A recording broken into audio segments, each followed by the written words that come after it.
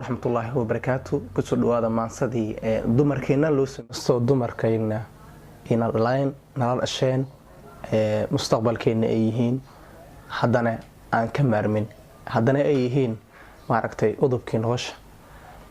Maanta waxaan jeclaystay inaan ereyaro kooban aan ka dhaha marka waxay leedahay sida tan.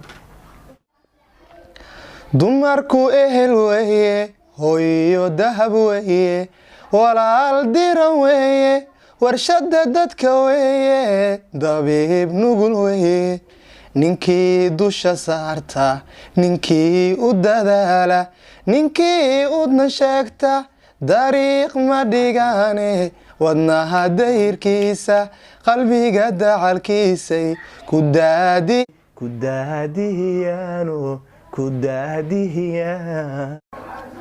ogow dunidoo dhan ninkii dal hogaansha ninkii dad badbaadsha cadowga la dagaala hoyaadi hato diraysu xirto dardaaranka siisay allow dumarkeena ninkii dulminaya ninkii dafiraya xaqooda dilooda xumaanta la damcaya kufsiga ku dayaya xabada ku dilaya sharkiisa ka dayro xabada ku dilaya sharkiisa ka dayro.